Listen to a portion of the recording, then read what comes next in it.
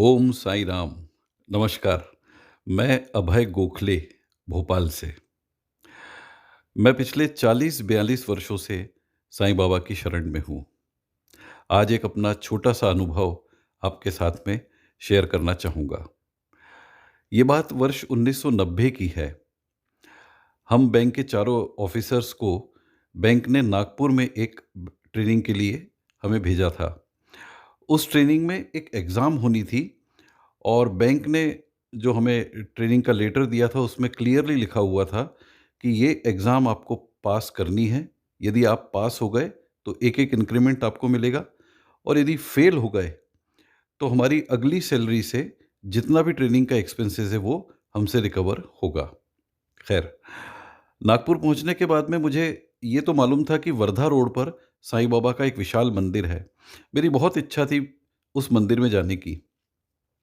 लेकिन आज जाएँगे, कल जाएँगे ये कहते-कहते समय निकल गया और बिल्कुल एग्ज़ाम के दिन सुबह, जिस दिन हमारा ट्रेनिंग कंप्लीट होके एग्ज़ाम होने वाली थी, उस दिन सुबह मैंने अपने तीनों मित्रों को कहा कि आज तो वर्धा रोड चलना है, पहले बाबा के दर्शन करेंगे, फिर ही आके परीक्षा देंगे।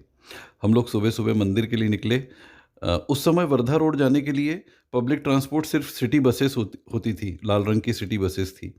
तो हम उससे वहाँ पे पहुँचे और वो बसेस 1-1 डेढ़-डेढ़ घंटे के गैप में चलती थी। साईं बाबा के वहाँ पे दर्शन किए, प्रसाद ग्रहण किया और काफ़ी देर मंदिर में बिताने के बाद हम बाहर आ गए। बाहर एक खुला हुआ बस स्टॉप था, उसके ऊपर हम लोग खड़े हुए थे, बस का इंतज़ार करते रहे क्योंकि ऑटो, रिक्शा वगैरह कुछ भी नहीं थे वहाँ पर। थोड़ा उस समय Wardha road outside the city था। काफ़ी इंतज़ार कर लिया हम लोगों ने और लगभग साढ़े 10 बज गए थे। हमारे तीनों मित्रों ने कहा मुझे कि गोखले जी अपन यहाँ पर आ गए हैं, बाबा के दर्शन हो गए। अगर आधे घंटे में हम लोग नहीं पहुँचे तो एग्ज़ाम नहीं दे पाएँगे और सारा का सारा ट्रेनिंग का एक्सपेंडिचर अपनी सैलरी से रिकवर होगा। मैंने कहा कि बाबा के दर्शन के लिए आए हैं, ऐसा संभव ही नहीं है, कुछ न कुछ व्यवस्था बाबा करेंगे।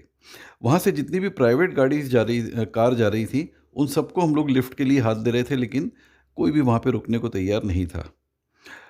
थोड़ी देर में लगभग साढ़े 10 बजे एक लाल कलर की मारुति कार दूर से आती हुई दिखाई दी और वो धीरे-धीरे उसने हमारी स्टॉप की तरफ टर्न लिया और स्टॉप पे आकर खड़ी हो गई। अंदर एक 60-62 साल के बुजुर्ग से व्यक्ति बैठे हुए थे। उन्होंने हाथ देकर मुझे बुलाया। मैं गया तो उन्होंने सामने का गेट साइड से खोला और मुझे बोला, "आओ बैठो।" मैंने कहा, "सर हमको वहाँ थोड़ा महाल तक जा।" अरे बोले, "बैठो भई।" मैंने तुरंत अपने तीनों दोस्तों को बुलाया मैंने कहा, "चलो बैठो।" हम बैठे। गाड़ी में मैंने उनको बताया कि सर हमको महाल जाना है ट्रेनिंग कॉलेज में। बोले, "मैं आपको सीता बर्डी तक छोड़ दूँगा, वहाँ से 5 मिनट में आप रिक्शा पकड़ के चले जाना।"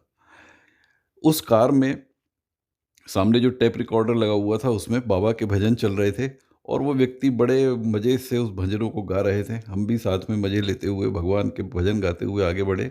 डैशबोर्ड के ऊपर बहुत सी सामग्री रखी हुई थी। उसमें साईं बाबा के पोस्टर्स, स्टिकर्स थे। एक 10-12 मिनट में उन्होंने हमको सीताबर्डी पे लाके छोड़ दिया।